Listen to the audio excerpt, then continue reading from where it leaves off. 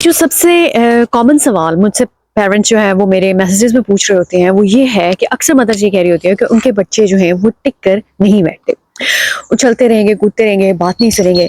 تو یہ چیز ایک بہت زیادہ کامن ہو گئی ہے، اور آج اس ویڈیو میں میں آپ سے یہ شیئر کروں گی کہ بچے ہائپر ایکٹیو کیوں ہیں اور اس کے کیا سلوشنز ہیں جو آپ آج سے اپنے گھر میں اپنے بچوں کے ساتھ اپلائی کر سکتے ہیں. سب سے پہلی بات یہ ہے کہ آج کل کا ہمارا لائف سٹائل بہت زیادہ مختلف ہے جیسا کہ پہلے لوگوں کا ہوا کرتا تھا، اور اس میں ایک جو سب سے بڑا ایڈیشن بچوں کی زندگی میں آیا ہے وہ اسکرینز ہیں. موبائل فون، آئی پیڈز، ٹی ویز، کسی بھی قسم کی جو اسکرین ہے وہ بچوں کی زندگی میں بہت زیادہ ہو گئی ہے. اب اس کی وجہ سے کیا ہوتا ہے کہ بچے کانسٹنٹلی ان کو ڈوپامین مل رہی ہوتی ہے، اور یہ چیز ان کو بہت زیادہ ہائپر ایکٹیو اور ہائپر اسٹیمولیٹ کر دیتی ہے. دوسری چیز یہ ہے کہ آج کل کے بچوں کی ڈائٹ میں شوگرز کا استعمال بہت زیادہ ہو گیا ہے، چاہے وہ کیکس ہوں، بسکٹس ہوں، کینڈیز ہوں، چاکلیٹس ہوں. اس کا یہ مطلب نہیں ہے کہ صرف چینی جو ہم چائے میں یا شربت بناتے ہوئے روح افزا وغیرہ بناتے ہوئے ڈالتے ہیں.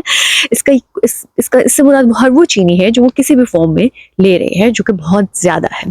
جو شوگر بھی ہے وہ بچوں کو بہت زیادہ ہائپر ایکٹیو کر دیتی ہے.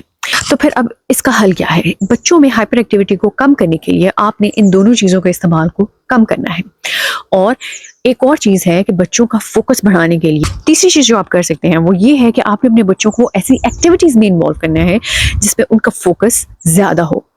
فار ایگزامپل، اگر آپ کے بچے چھوٹے ہیں تو انہیں بلبلے بنانے سکھائیں، یا پھر اگر تھوڑے سے بڑے ہیں تو انہیں بلاکس بنانے کے لیے کہیں کہ خود سے بلاکس بنائیں، یا پھر پلے ڈو لے لیں، پلے ڈو کے ذریعے وہ کھیل سکتے ہیں. اس کا مطلب یہ نہیں ہے کہ آپ نے کوئی بہت مہنگی چیزیں خریدنی ہیں اور بہت مہنگے مہنگے کھلونے ہونے چاہیے، نہیں. اگر آپ یہ چیزیں نہیں افورڈ کر سکتے تو آپ ایک دھاگا لیں، اون کا دھاگا، اور کچھ بٹن لیں اور بچوں سے کہیں کہ انہوں نے اس دھاگے کو ان بٹنوں کو اس دھاگے میں پرونا ہے. مقصد کیا ہے کہ بچہ ٹک کر بیٹھے اور تھوڑی دیر کے لیے کچھ سی ایکٹیویٹی میں انوالو ہو جس میں اس کو اپنا دماغ استعمال کرنا پڑے. سب سے امپورٹنٹ چیز جو ہے وہ یہ ہے کہ یہ ایکٹیویٹی کرتے ہوئے آپ نے اپنے بچے کو ٹوکنا نہیں ہے کہ یوں کرو، یہاں سے ڈالو، وہاں سے ڈالو، اب بلبلے کو ڈبو پانی میں، اب اسے نکالو، اب بلو کرو، منہ کے پاس رکھو، منہ سے دور رکھو. آپ نے خاموشی سے پیچھے بیٹھ کے اس کو آبزرو کرنا ہے، کیونکہ اگر آپ اسے بلائیں گے تو اس کا فوکس ختم ہو جائے گا.